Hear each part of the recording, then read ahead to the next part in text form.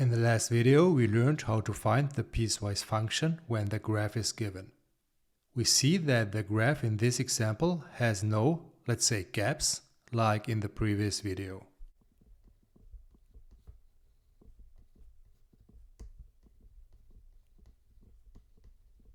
So a piecewise function can also look like this. So don't get confused by that. Let's say your cell phone company uses this graph to determine the cost C in dollars for gigabytes G of data transfer. We see that the x-axis represents the gigabytes and the y-axis represents the costs. Recall that the function C of G means that the costs depend on the gigabytes. So for certain gigabytes G, we plug into the function, we get the corresponding cost C as an output. We see that up to 2 gigabytes, the costs are constant $20. No matter if you transfer, for example, 0.5 gigabytes or 1.8 gigabytes. So we can describe this part of the function with the constant function 20.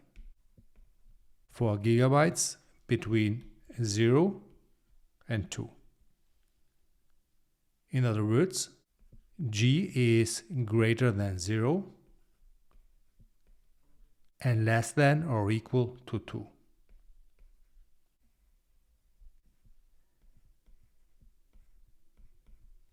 I assumed that we also get 2 gigabytes for $20.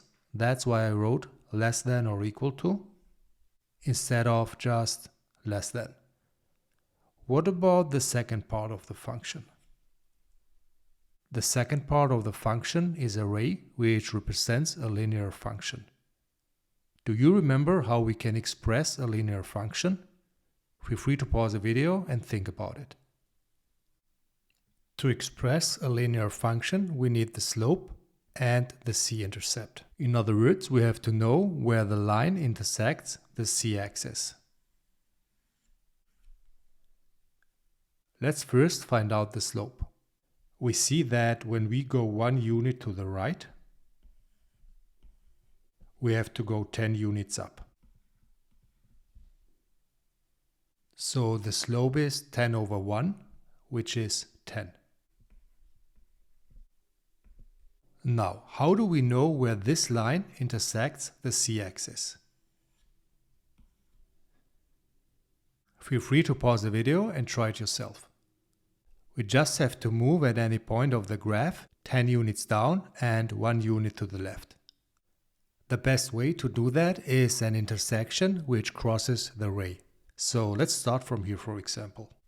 We go 10 units down and 1 unit to the left. And we end up at 20. We have to do the process again because we still didn't reach the c-axis. So we go 10 units down and 1 unit to the left.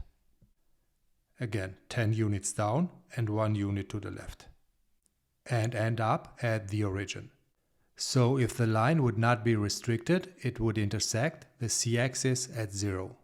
We don't need to add the 0 to the function notation because 10g plus 0 is still 10g. What about the domain? The domain includes all g which are greater than 2.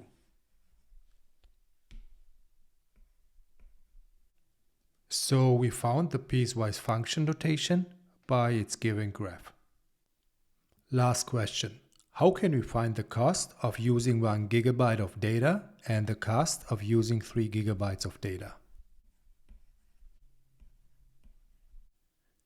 To find the cost of using 1 gigabyte of data, we first look to see which part of the domain our input falls in. Because 1 is less than or equal to 2, we use the first formula.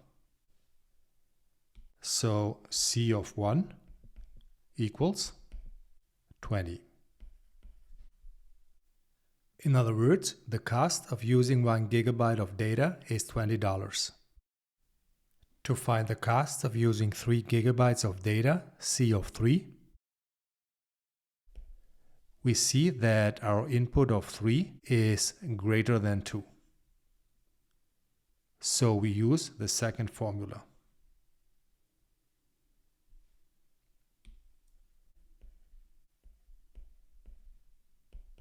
Ten times 3 is 30. In other words, the cost of using 3 gigabytes of data is $30. This video is what I did for you. If you want to do something for me, hit the bell button, like, share and subscribe. Thanks for watching and happy learning, everyone.